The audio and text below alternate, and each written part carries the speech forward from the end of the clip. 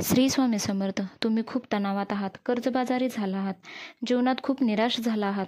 काय करावे सुचेना. एक कर्ज फेडण्यासाठी दुसरं काढावं लागतंय. शेअर मार्केटमध्ये नुकसान झालं आहे. लोन पास होत नाही आहे. नमस्कार. आपल्या पुण्यश्री ब्लॉग अँड ऑल या चॅनलमध्ये तुमचं सर्वांचं स्वागत आहे. आज मी या व्हिडिओमध्ये एक अशी सेवा सांगणार आहे की आता तुमचे प्रॉब्लेम नाहीसे होतील किंवा त्यातून तुम्हाला मार्ग भेटतील. तर त्यासाठी तुम्हाला एक सेवा करायची आहे, परंतु ती सेवा 3 दिवसाची असते, 21 दिवसाची असते किंवा 41 दिवसाची असते. तुमचे जसे फायनान्शियल प्रॉब्लेम आहे त्यावरती ती सेवा डिपेंड आहे. त्यावर तुम्ही किती सेवा करायचे हे डिपेंड आहे. त्याचसोबत तुमचं कष्ट पण महत्त्वाचं आहे. फक्त सेवेमुळे काही होणार नाही, तसेच देवाची आणि नशिबाची साथ हवी. यातून मार्ग निघण्यासाठी ही सेवा करायची आहे. ही सेवा 21 दिवस ते 41 दिवस अशी करायची आहे.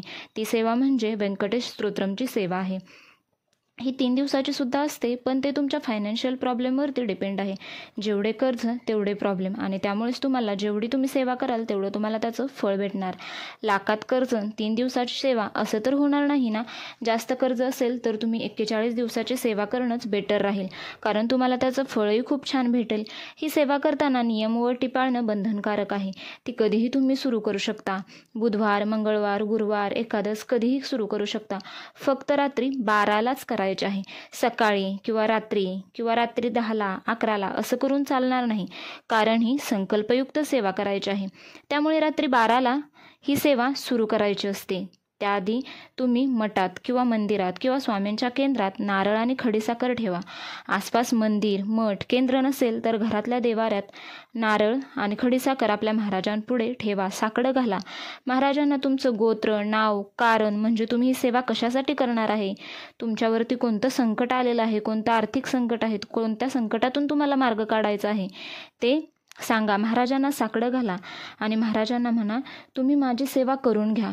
करता कराविता तुम्ही आहात, त्यामुळे तुम्हीच ही सेवा करून घ्या. कारण ह्या सेवा करताना आपल्याला जाणून बुजून खूप अडचणी येतात. देव आपली परीक्षा बघत असतो. त्यामुळे महाराजांनाच आपण सांगायचं की तुम्हीच ही सेवा माझ्याकडून करून घ्या.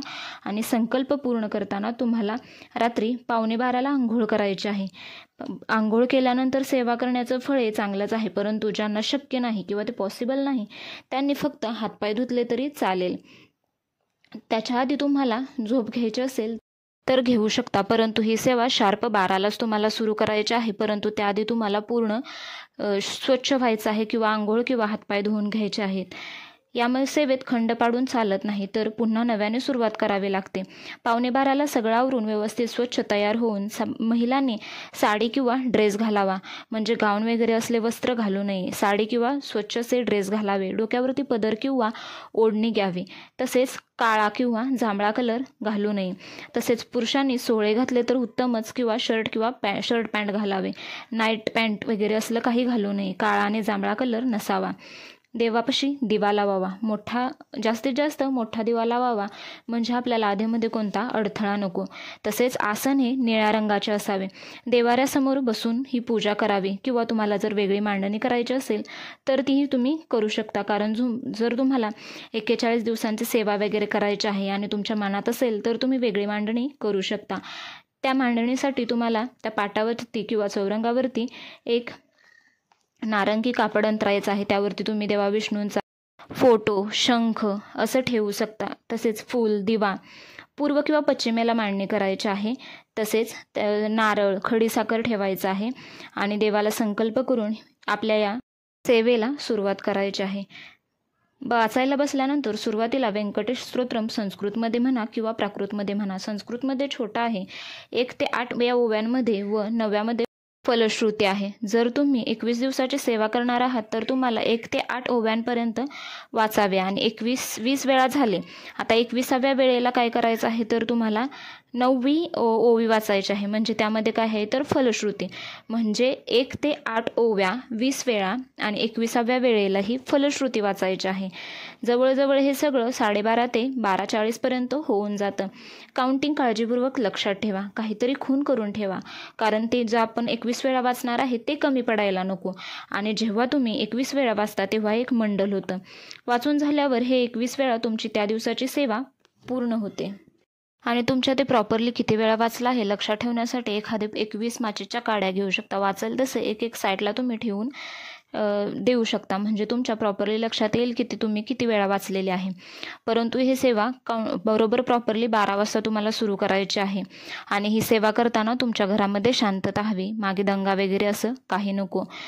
आणि जेव्हा तुम्ही 21 वेळा वाचता तेव्हा ते एक मंडल प्रॉपरली तुमचं पूर्ण होतं. आणि हे 21 वेळा झाल्यानंतर तुमची त्या दिवसाची सेवा पूर्ण होते.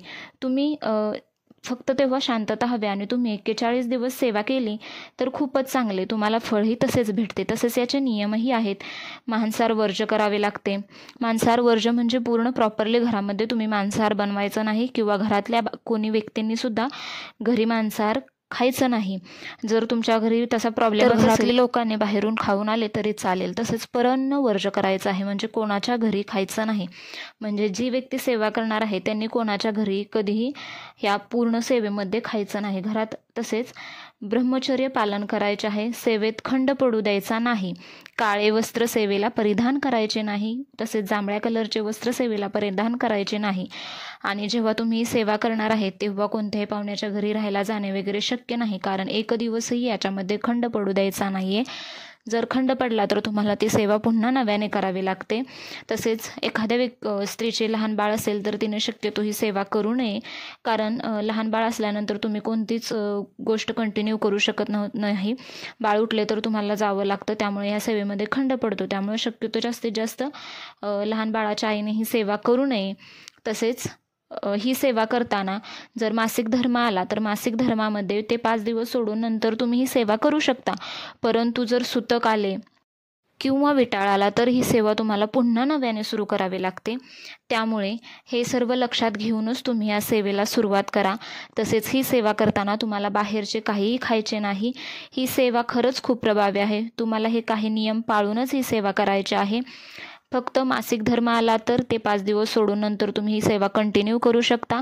विटाळ आणि सुतक यामध्ये ही सेवा करता येत नाही आणि तुम्ही जेवढे दिवस आधी केलेले आहे ते तसेच जातात आणि नंतर तुम्हाला पुन्हा नव्याने सेवा सुरू करावी लागते. त्यामुळे ह्या सेवेचा अनुभव आल्याशिवाय राहणार नाही.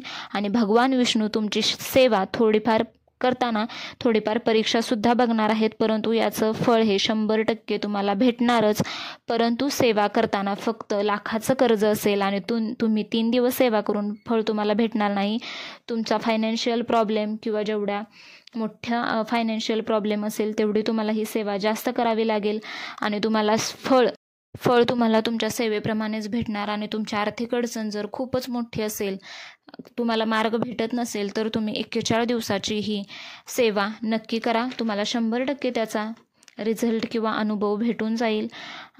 आणि खरंच जर तुम्ही खूप आर्थिक अडचणीत असेल तर ही व्यंकटेश स्तोत्रम ती 41 दिवसांची सेवा करून पहा. तुम्हाला देव नक्की यातून मार्ग काढून देईल. व्हिडिओ आवडला तर please like, share and subscribe करा. श्री स्वामी समर्थ. धन्यवाद.